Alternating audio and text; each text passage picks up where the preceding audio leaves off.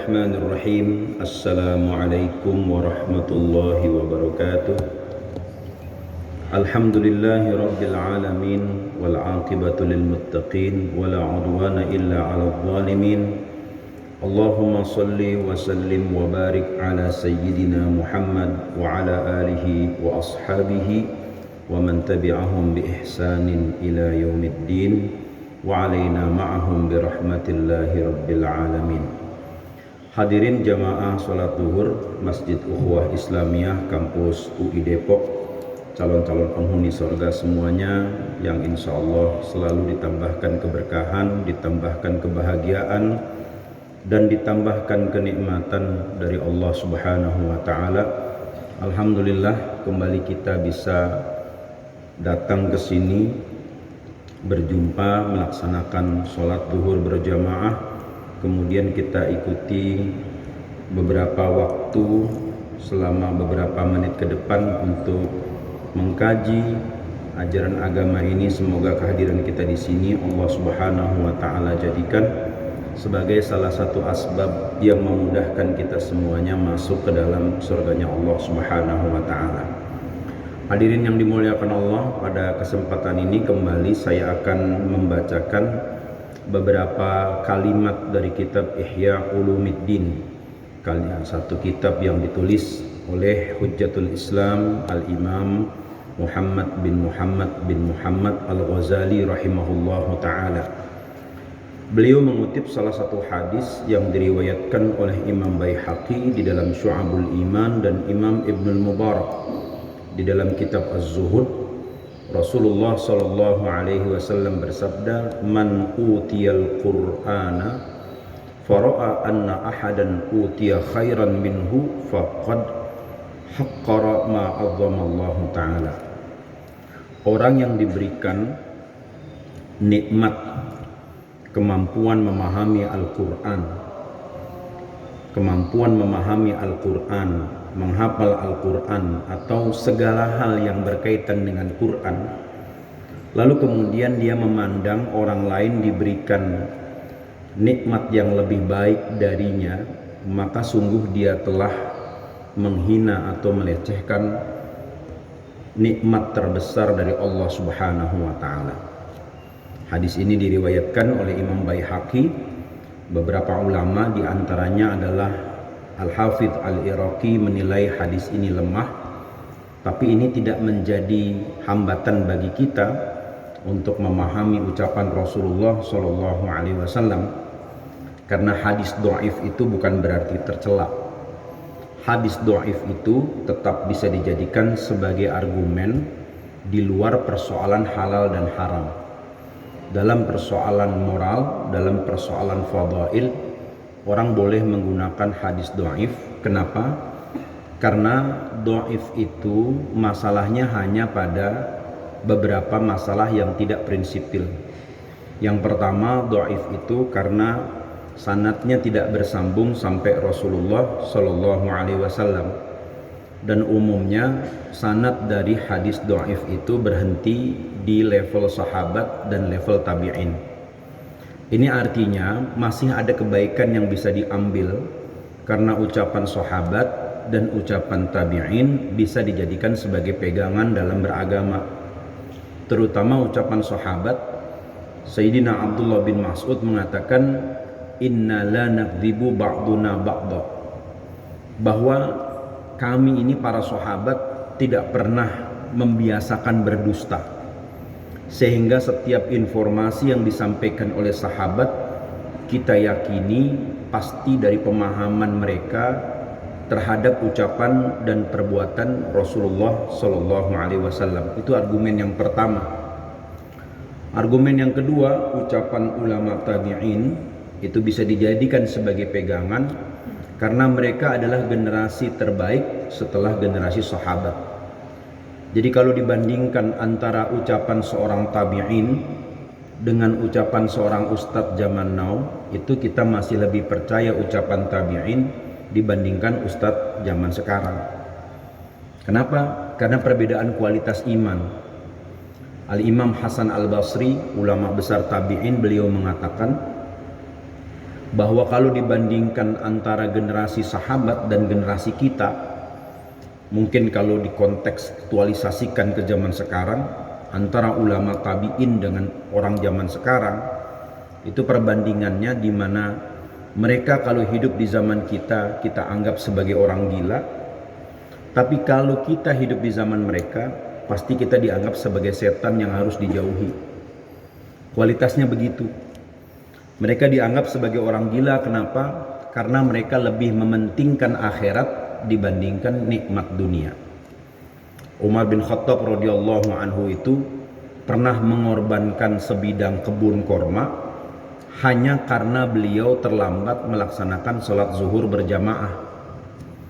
Jadi karena beliau terlalu asik bekerja di kebun korma, begitu beliau kembali dari kebun korma melihat orang-orang keluar dari Masjid Nabawi selesai melaksanakan sholat zuhur berjamaah, kata Umar, celaka Umar, karena Umar lebih mementingkan nikmat dunia dibandingkan nikmat akhirat.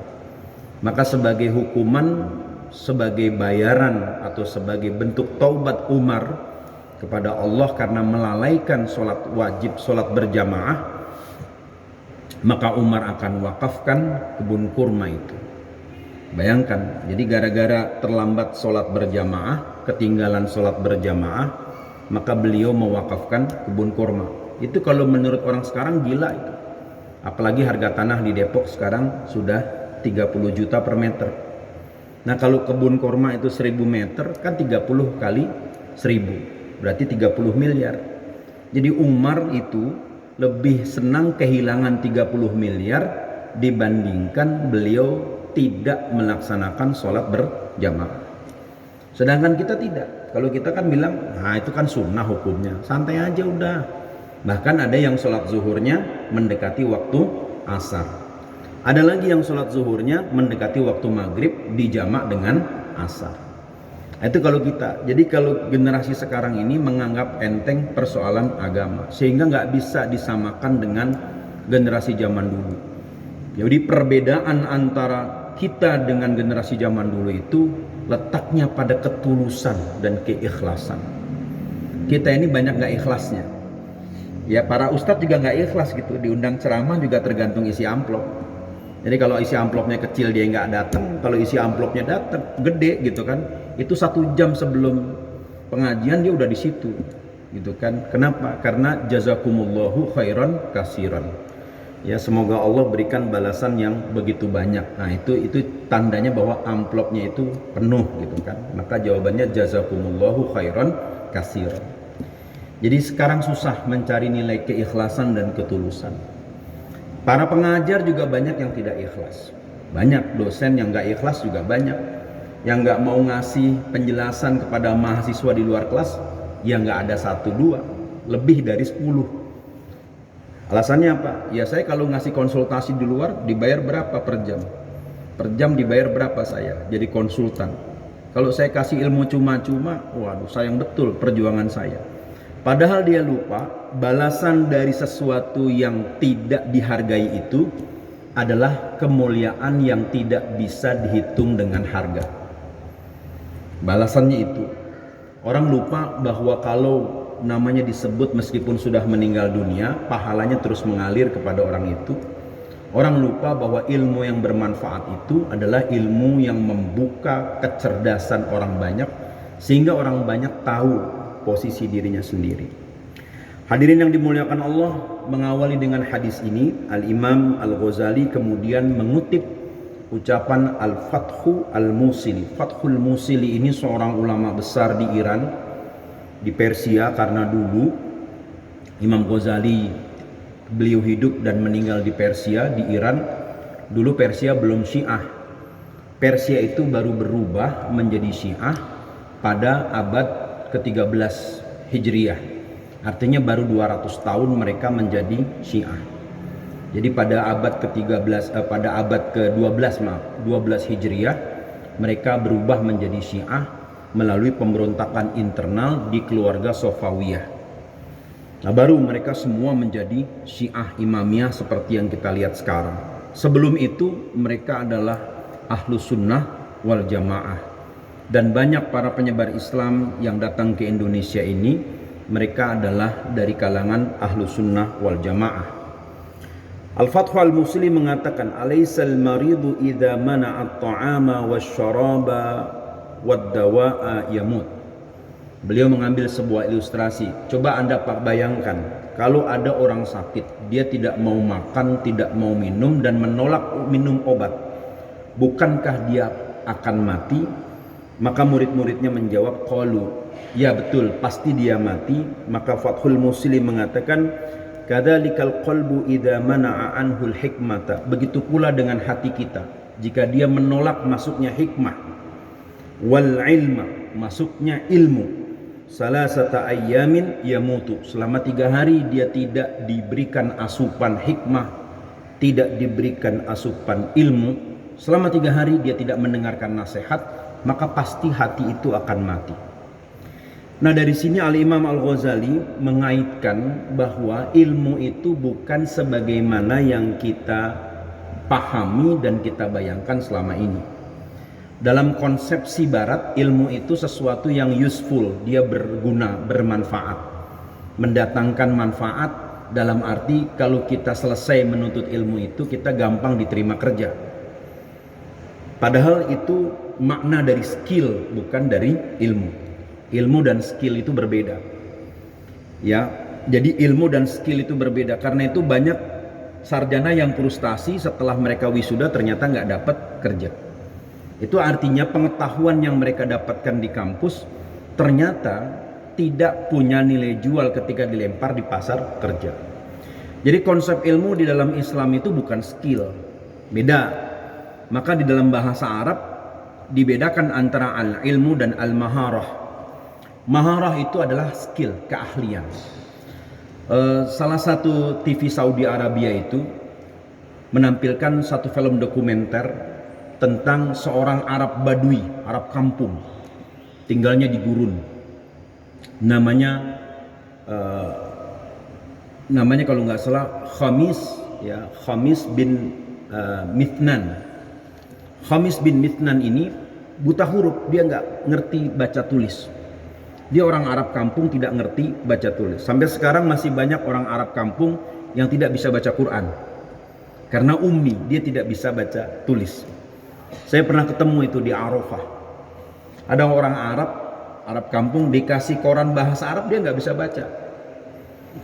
Ya kan? Kalau di sini Arab kerukut, Arab kampung Melayu itu banyak yang nggak bisa baca Quran gitu. Kan muka Arab, nama Abdullah Salim, tapi kalau disuruh baca Quran dia nggak bisa. Nggak usah heran karena di Arab sendiri ada orang Arab yang ummi, dia tidak bisa baca dan tulis. Khamis ini dikenal sebagai ahli geografi Saudi Arabia, meskipun dia tidak bisa baca peta, dan dia punya kemampuan, punya kemahiran mengetahui setiap detil pojok-pojok negara Saudi Arabia. Dan hebatnya lagi, beliau pernah melintas gurun pasir terganas di Saudi Arabia yang bernama Rub'ul Khali. Rub'ul Khali ini adalah gurun pasir terpanas. Khamis ini dia paham betul semua detail wilayah Saudi Arabia, mengalahkan peta. Maka dikatakan yaslukul jazirata bila kharitatin. Beliau itu menapaki semua jalan di Al Jazirah tanpa menggunakan peta dan gak nyasar. Dan dia punya kemampuan untuk membaca titik-titik di mana ada potensi minyak bumi. Sehingga karena keahliannya itu, jadi keahlian ini karena kebiasaan ditambah juga insting yang kuat, Aramco kemudian menyewa Khamis ini sebagai tenaga ahli untuk memastikan titik eksplorasi. Sehingga Khamis yang tidak pernah sekolah, dia nggak sekolah teknik geodesi, tidak sekolah teknik perminyakan, tidak sekolah geologi dan geografi, dijadikan konsultan Aramco. Dan nama beliau itu diabadikan di salah satu kilang minyak milik Aramco. Nah, ini al-maharah, bukan ilmu. Jadi karena kebiasaan, karena habit, lalu kemudian karena konsisten dia menjalankan habit itu, akhirnya dia punya keahlian. Tapi dia tidak punya ilmu. Ya, ilmu perminyakan dia nggak punya. Dia cuma tahu di mana posisi titiknya itu dia tahu. Tapi bagaimana teknik pengeboran minyak dia tidak tahu. Hanya saja pengetahuan dia atau kemahiran dia untuk mencari titik-titik eksplorasi ini bermanfaat buat Aramco. Ini yang namanya keahlian. Lim Swee Leong atau Sudono Salim itu cuma lulus kelas 6 SD. Beliau mendirikan Indofood. Dan CEO Indofood itu bergelar S3, doktor. Sedangkan pemilik dari Indofood itu cuma lulusan kelas 6 SD. Jadi alumni UI kalah dengan lulusan kelas 6 SD. Kenapa? Karena dia, Lim Swee Leong itu sejak muda mengasah keterampilannya berdagang. Sementara kita gengsi untuk punya warung. Kalau kita kan gengsi. Anak UI masa iya dagang warungan, digaji 8 juta aja kecil, katanya kan begitu. Masa iya punya warung. Tapi karena dia, Sudono Salim itu dia mengasah keahliannya sejak usia 13 tahun, maka dia pada akhirnya menjadi pengusaha sukses dan membentuk holding. Ya, Sudono Salim dan anak-anaknya sekarang Antoni Salim yang ada Salim-Salimnya itu, dia punya holding yang sekarang tidak bisa digoyahkan. Hadirin yang dimuliakan Allah, konsep ilmu itu beda dengan keahlian di dalam pandangan ajaran Islam. Ilmu itu sesuatu yang membangkitkan kesadaran. Sehingga orang belajar ilmu agama itu bukan untuk menjadi seorang faqih, bukan menjadi seorang ahli hadis, bukan untuk menjadi seorang ahli tafsir. Label-label yang tadi sudah disebutkan itu hanyalah bonus bagi orang yang belajar ilmu agama. Itu bonusnya. Anda bonusnya menjadi seorang ahli fikih, bonusnya menjadi ahli tafsir, bonusnya menjadi ahli hadis dan seterusnya. Tapi tujuan orang belajar ilmu agama itu supaya dia tahu tindakan benar dan salah, baik dan buruk, tahu halal dan haram, sehingga dia bisa menjaga dirinya dari perkara-perkara yang dilarang di dalam agama. Itu inti orang belajar ilmu agama. Maka ilmu yang membangkitkan kesadaran itu, itulah yang membuat kita ini hidup. Tapi ilmu yang tidak membangkitkan kesadaran, ini akan menjadi ilmu yang merusak. Sehingga dikatakan di dalam satu ucapan, idza zallal alim zalal alam. Kalau orang yang punya ilmu itu sudah tergelincir, zalal alam, hancur dunia ini. Kalau ahli fikih itu sudah ngaco bicaranya, dia berfatwa yang tidak-tidak. Misalnya ada orang di Jawa Timur berfatwa, di Jawa Barat, di Cirebon, ya dipanggilnya anak kiai, dia berfatwa sekarang ini laki-laki wajib pakai anting. Idza zallal alim zalal alam. Kalau orang yang punya ilmu sudah ngaco, dia berpendapat, rusak kehidupan ini. Jadi kalau ahli fikih itu sudah tidak lagi memperhatikan moralitasnya, tidak lagi melihat apa tujuan mempelajari fikih, rusak kehidupan dunia. Maka pendapat seseorang itu tidak bisa dijadikan sebagai rujukan manakala pendapat itu yukhalifus syariah, berlawanan dengan syariat. Nah, untuk menilai satu pendapat ini berlawanan atau tidak dengan syariat, Al-Imam Asy-Syatibi mengemukakan 5 maqasidus syariah, 5 tujuan syariat. Yang pertama, memelihara keyakinan agama, hifdzuddin. Maka setiap pendapat itu harus memelihara keyakinan dalam beragama. Kalau pendapat itu meruntuhkan keyakinan dalam beragama, maka nggak bisa dipakai sebagai pijakan. Yang kedua, hifdzun nafs. Pendapat itu harus berorientasi melindungi jiwa manusia, melindungi kehidupan. Yang ketiga, pendapat itu harus berorientasi kepada hifdzul aql, menjaga akal manusia. Yang keempat, pendapat itu harus berorientasi kepada hifdzun nasl, berorientasi untuk melindungi kesinambungan keturunan manusia. Karena itu LGBT tidak bisa diterima dalam Islam. Kenapa? Karena dia berlawanan dengan maqasidus syariah itu. Berlawanan dengan hifdzun nasl, memelihara garis keturunan. Dan yang kelima, pendapat itu harus berorientasi kepada hifdzul mal, menjaga usaha manusia untuk memperoleh rezekinya. Artinya jangan sampai keluar pendapat-pendapat fikih yang membuat orang tidak bisa berusaha, yang membuat orang sulit untuk mempertahankan kehidupannya. Inilah parameter atau patokan-patokan yang disampaikan oleh Imam Asy-Syatibi untuk melihat satu pendapat fikih ini dianggap selaras dengan syariah atau dia berlawanan dengan syariah. Maka ilmu itu harus dia membangkitkan kesadaran, sehingga makin kita sering belajar, makin kita sering mendengar nasihat, maka kita semakin sadar bahwa kehidupan ini hanya sementara, bahwa kehidupan ini ada yang memiliki, dan semua yang kita lakukan dalam kehidupan ini pasti diminta pertanggungjawaban oleh Allah Subhanahu wa taala.